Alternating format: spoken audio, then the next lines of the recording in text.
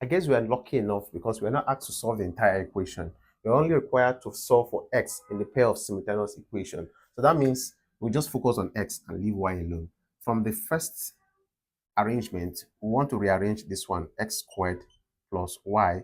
By the time we add it to both sides of the equation, we have equal to 8.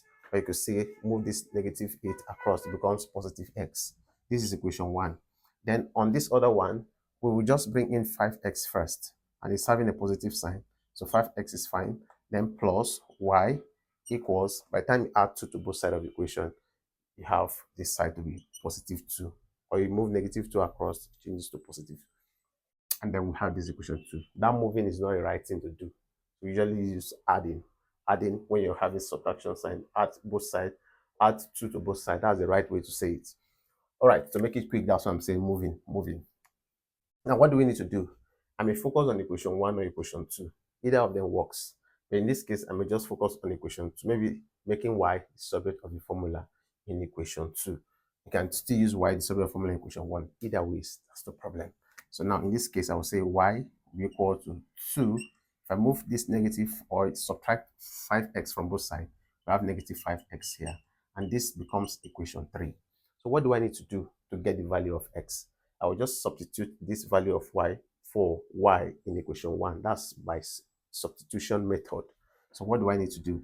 Wherever I see y, I'll replace 2 minus 5x. So I'll have x squared plus, in place of this y, I'll have 2 minus 5x equals 8.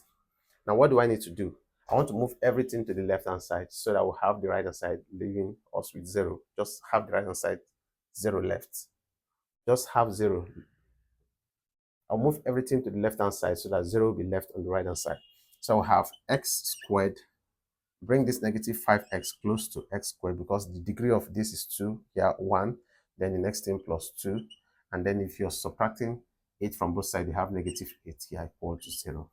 Or say moving 8 across, it becomes negative. So here we have x squared minus 5x. Here will give us negative 6 equals 0. This forms a quadratic equation. A quadratic, what am I writing? Quadratic equation. I'm writing quadration.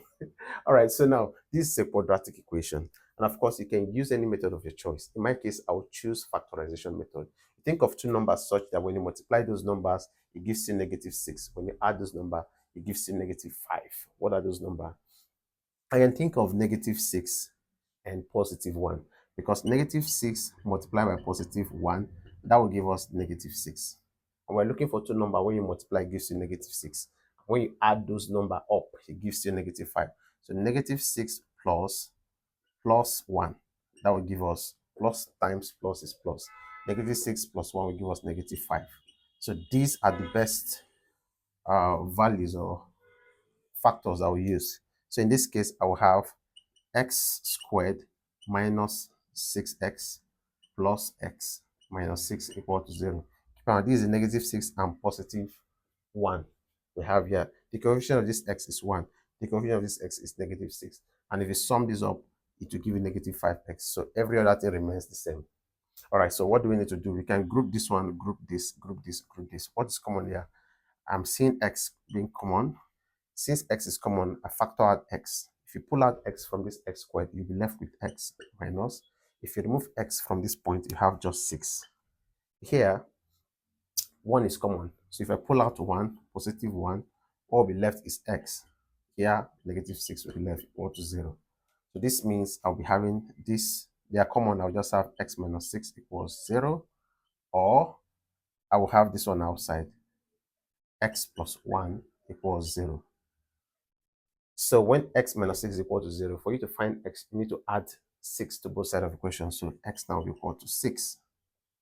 Or here, you can as well add, subtract 1 from both sides so that you have x equal to negative 1.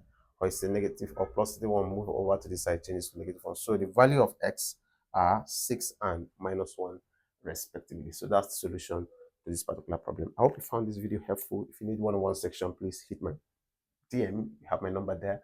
And again, if you have not followed me, give me a follow, like this video, share to your classmates, your colleagues, so that they come for more. Peace and love.